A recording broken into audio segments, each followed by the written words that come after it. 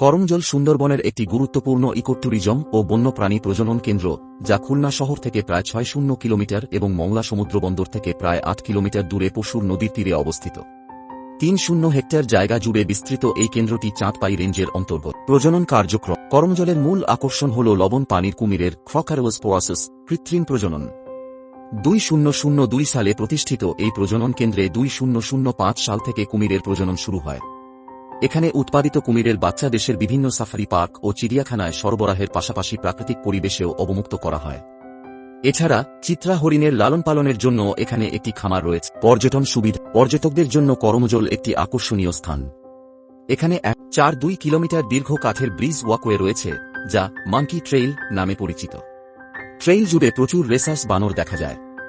এছাড়া ২টি পর্যবেক্ষণ টাওয়ার, ডলফিন জাদুঘর, ৬টি গোলাকার বিশ্রামঘর, বাঘের কঙ্কাল, কংক্রিটের তৈরি সুন্দরবনের মানচিত্র, একটি বিশ্রামাগার এবং ৩টি পুকুর রয়েছে। প্রবেশ মূল্য। দেশি পর্যটকদের জন্য প্রবেশ মূল্য জনপ্রতি ২০ টাকা, বিদেশি পর্যটকদের জন্য ৩০০ টাকা। দেশি ছাত্রদের জন্য ২০ টাকা, দেশি গবেষকদের জন্য ৪০ টাকা এবং বিদেশি গবেষকদের জন্য ৫০০ টাকা নির্ধারণ করা হয়েছে। ১-২ বছরের নিচে শিশুদের জন্য প্রবেশ মূল্য ১০০ টাকা। ভিডিও ক্যামেরা ব্যবহারের জন্য দেশি পর্যটকদের ২০০ টাকা এবং বিদেশি পর্যটকদের ৩০০ টাকা ফি দিতে হয়। সব মূল্যের সঙ্গে ১.৫ ভ্যাট প্রযোজ্য। নিরাপত্তা ও নির্দেশনা। করমজল যেতে পশুর নদী পাড়ি দিতে হয়, যা সবসময় কমবেশি উত্তাল থাকে।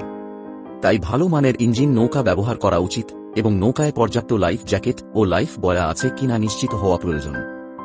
বন রক্ষী ছাড়া জঙ্গলের ভেতরে প্রবেশ করা উচিত নয়। হরিণ ও কুমির প্রজনন কেন্দ্রের কোনো প্রাণীকে খাবার দেওয়া থেকে বিরত থাকতে হবে। কিভাবে যাবেন? করমজল ইকোট্যুরিজম কেন্দ্রে যেতে মংলা থেকে নদী পথে যাওয়া সবচেয়ে সহজ। এছাড়া খুলনা থেকেও নদী পথে যাওয়া যায়। দেশের যে কোনো প্রান্ত থেকে সড়ক পথে বাগেরহাটের মংলায় আসা যায়।